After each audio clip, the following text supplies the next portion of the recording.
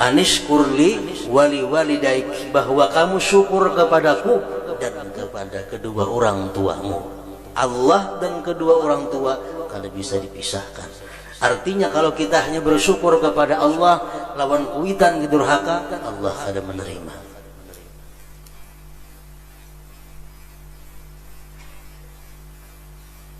Imam Sufyan bin Uyainah mengatakan bahwa kalau kita sesudah tiap-tiap sembahyang 5 waktu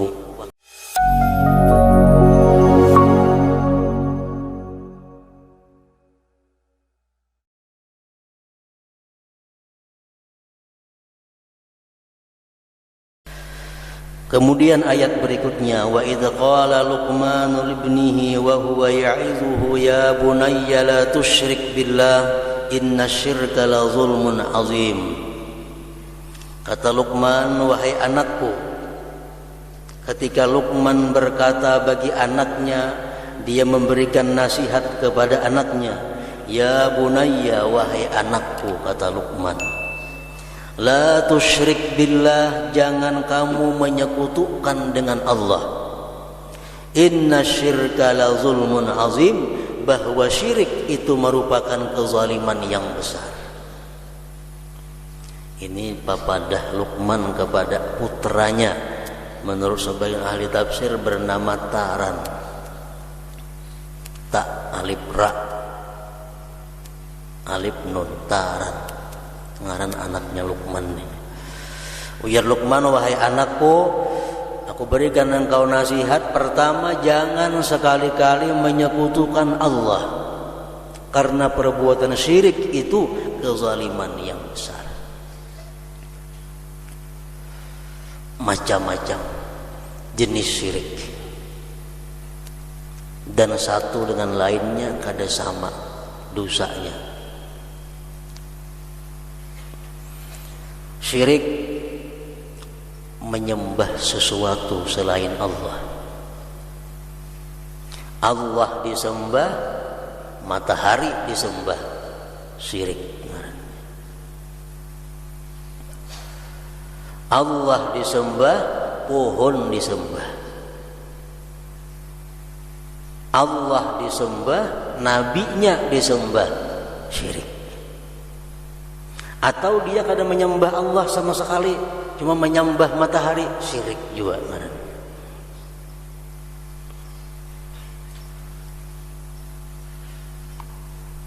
Termasuk syirik orang-orang yang mengiktikadkan di dalam hatinya bahwa ada sesuatu selain Allah yang memberi bekas.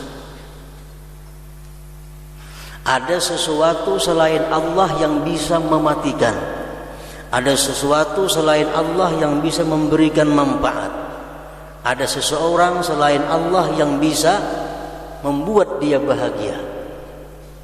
Nah, i'tikad dalam hati seperti demikian termasuk syirik. Dia berkeyakinan bahwa inilah yang membuat aku senang. Dia lupa kepada Allah. Nah, termasuk syirik. Berarti ada sesuatu selain Allah yang memberikan bekas.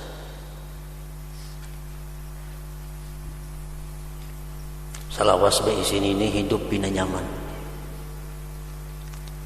Salawas bayi sian ini hidup bina nyaman, rezeki melimpah ruah. Seolah-olah ini yang memberikan segala-galanya. Dia lupa kepada Allah.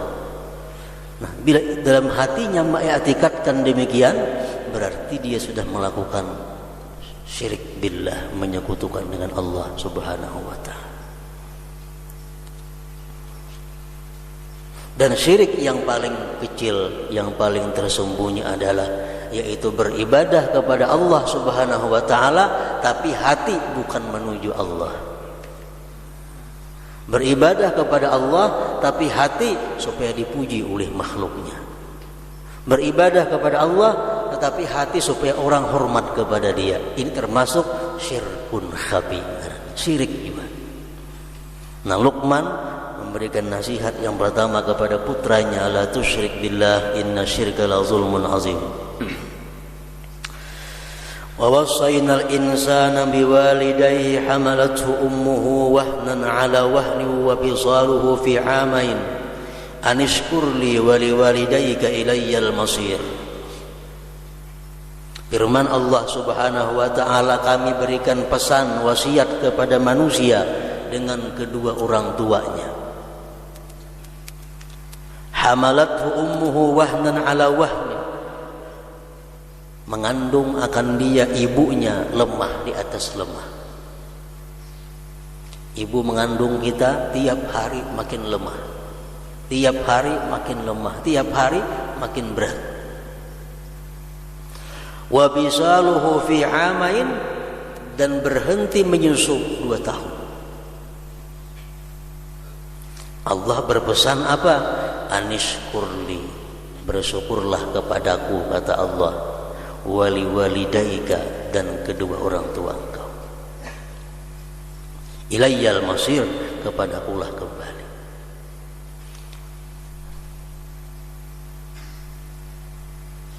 Anishkurli wali walidaik, bahwa kamu syukur kepadaku dan kepada kedua orang tuamu.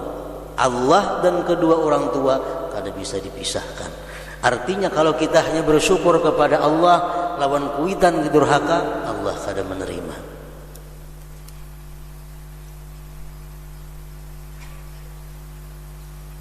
Imam Sufyan bin Uyainah mengatakan bahwa kalau kita sesudah tiap-tiap sembahyang 5 waktu kita berdoa dengan Rabbighfirli wali walidayya warhamhuma kama rabbayani shaghira, kita sudah menjalankan perintah Allah, anishkurli wali walidayk.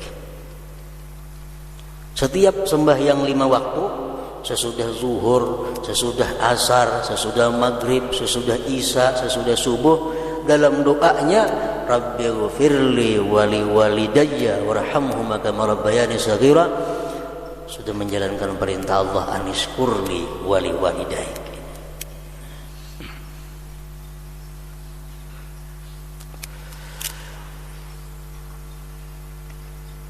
Anak-anak yang tidak bersyukur kepada orang tuanya dianggap sebagai anak yang durhaka kepada orang tuanya. Anak yang durhaka kepada orang tua, jangankan masuk surga, mencium bau surga pun dilarang oleh Allah Subhanahu wa ta'ala. Para muhibbin rahimakumullah, semakin tua zaman, semakin dekat dengan hari kiamat, semakin jauh dengan masanya Rasulullah sallallahu alaihi wasallam, anak-anak ini semakin durhaka kepada orang tuanya. Sehingga pada akhir zaman nanti boleh dikatakan tidak ada anak yang bakti kepada orang tua. Ini tanda akhir zaman. Anak-anak sudah kada kawal lagi diurus. Masalah sekolah kehendaknya, masalah apapun kehendaknya. Kehendak orang tua kada jalan.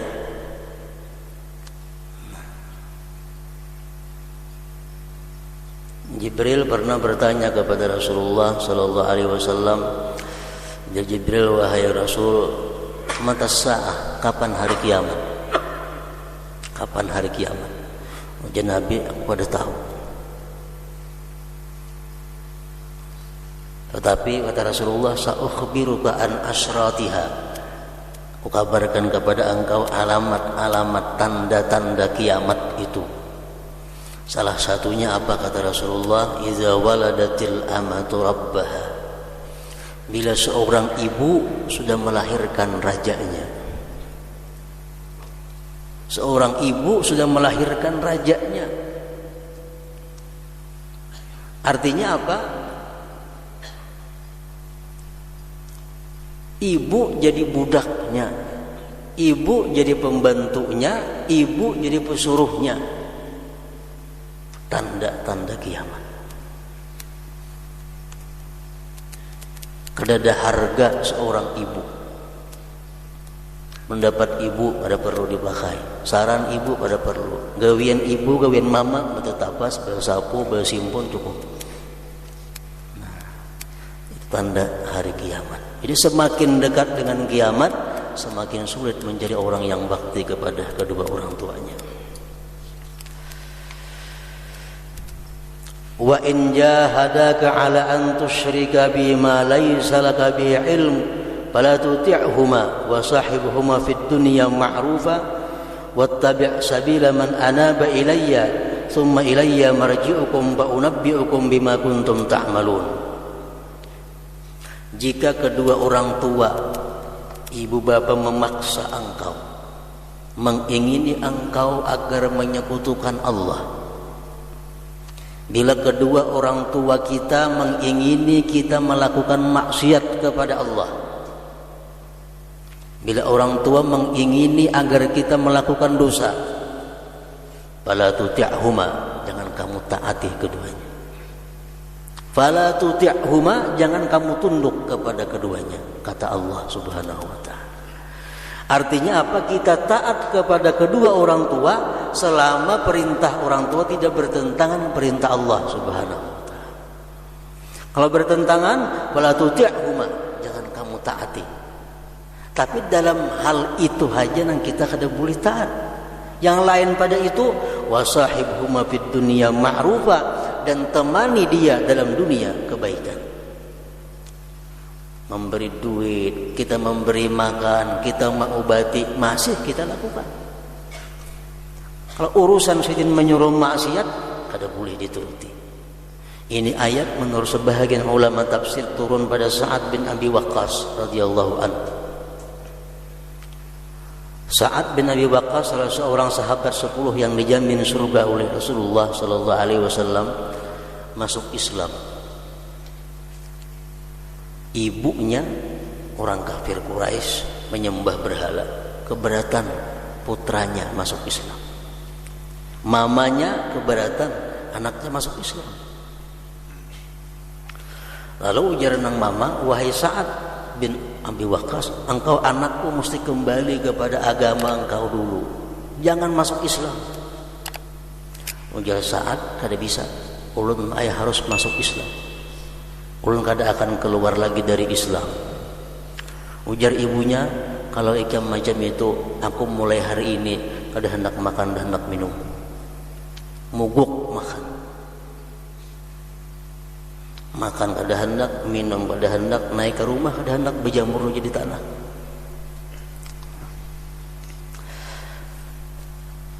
Sehari dilihatkan oleh Sa'ad bin Abi Waqqas, sebenarnya umumnya kada makan kada minum. 2 hari tatap umumnya kada makan kada minum. Sampai 3 hari tatap kada makan kada minum. Kecuali Sa'ad kembali kepada agama dahulu. Sampai 3 hari sudah ujar Sa'ad, ya ummah, wahai ibu, wallahi demi Allah, law kanat laki mi'atu nafsin fa kharajat nafsan ma taraktu dini hadha li syai'in fa in syi'ti fakuli wa in syi'ti la ta'kuli. Wahai ibu, jikalau engkau punya 100 nyawa, 1 nyawa demi 1 nyawa keluar setiap hari, tetap aku tidak akan meninggalkan agamaku Islam. Pian hendak makan, asara pian. Pian hendak mati, urusan pian. Ulun tetap Islam. Pak akalat akhirnya makan mamanya. 3 hari sudah kada makan. Anak karas juga. Jadi wa in jahadaka ala an tusyrika bima laysa laka bi ilmun fala tuti'huma. Bila orang tua kita menyuruh kita maksiat, kada ada urusan taat kepada mereka. Ya bunayya innaha in takum mithqala habbatin min khardalin fatakum fi sakhratin aw fis samawati aw fil ard ya'ti biha Allah innallaha latifun khabir. Ujar Luqman, wahai anakku, bahwasanya jikalau ada sesuatu seberat biji sesawi berada di dalam batu yang besar, biji sesawi kayak apa halusnya, anak ini dalam batu, atau di langit nang luas, atau di dalam bumi yang gelap. Ya'ti bihallah, nanti di hari kiamat akan dihadirkan di hadapan kita oleh Allah Subhanahu wa taala tentang amal baik atau amal buruk kita.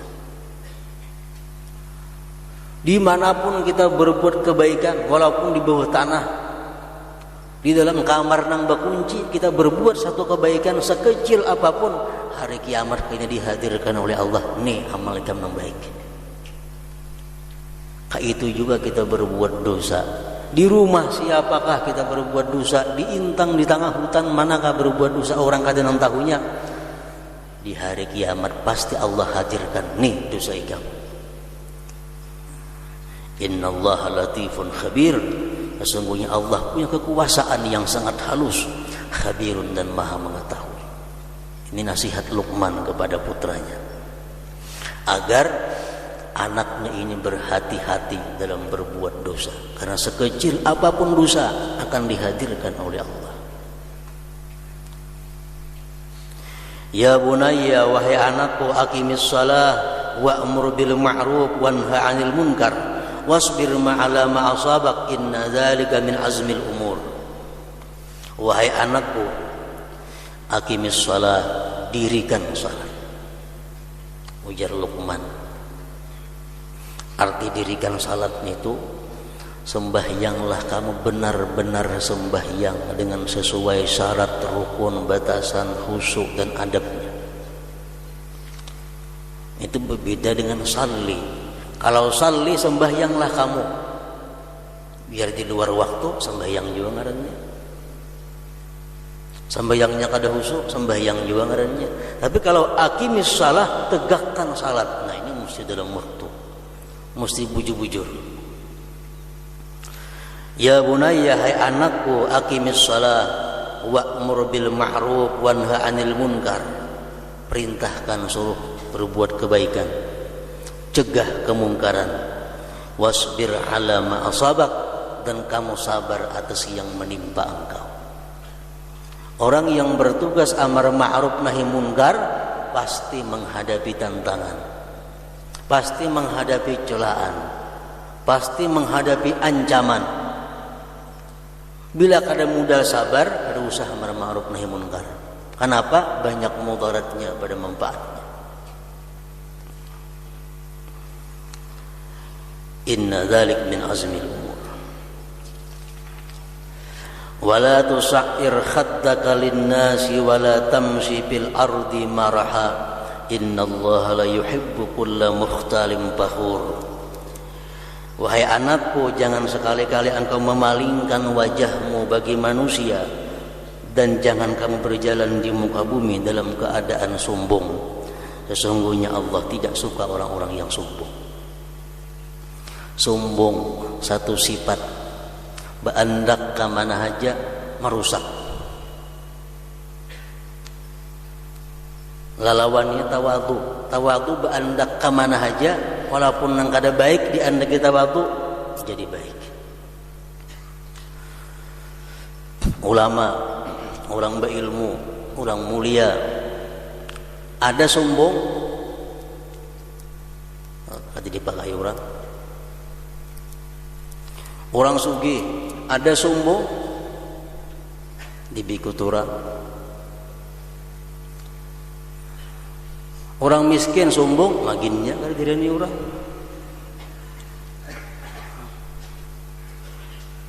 Nang bungas, nang bagus sombong kada payu. Kada payu sombong. Nang kada bunga sombong maginnya.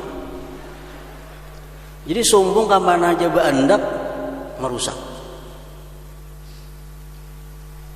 Innallaha la yuhibbu kulla mukhtalin fakhur.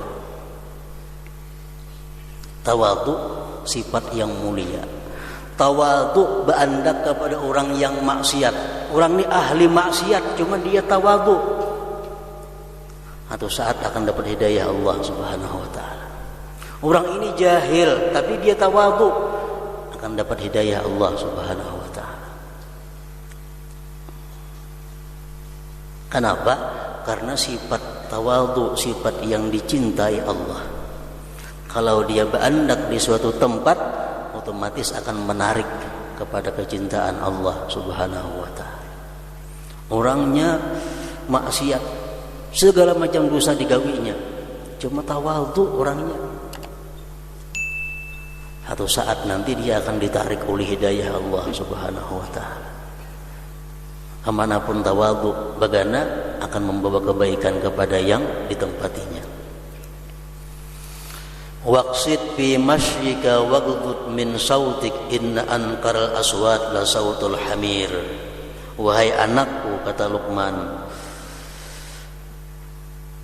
waqsid fi masyrik, berjalan engkau jangan terlalu cepat, jangan terlalu lambat. Artinya apa? Luqman menyuruh anaknya agar mengambil jalan tengah dalam setiap masalah yang dihadapi. Jangan memihak ke kiri, jangan memihak ke kanan. Kalau kedua-duanya benar, ambil yang di tengah. Waqsid fi masyik waghdud min sautik, dan tahan suara engkau. Jangan berteriak-teriak kalau tidak perlu. Artinya inna ankaral aswat la sautul hamir, paling diingkari suara adalah suara himar. Himar suara yang paling dibenci, suara himar. Kalau kita mendengar suara himar, disuruh kita berauzubillah, disuruh berta'awuz, berlindung dengan Allah Subhanahu wa taala. Jadi manusia-manusia yang berteriak-berteriak yang gak ada manfaatnya disamakan dengan sautul himar, dengan suaranya himar. Itulah para muhibbin sebagian daripada wasiat atau nasihat Luqman Al-Hakim yang dia sampaikan kepada anaknya Taran, sebagai bukti bahwa Luqman Al-Hakim adalah orang yang diberi Allah hikmah, ilmu, paham, takbir, dan benar dalam perkataan.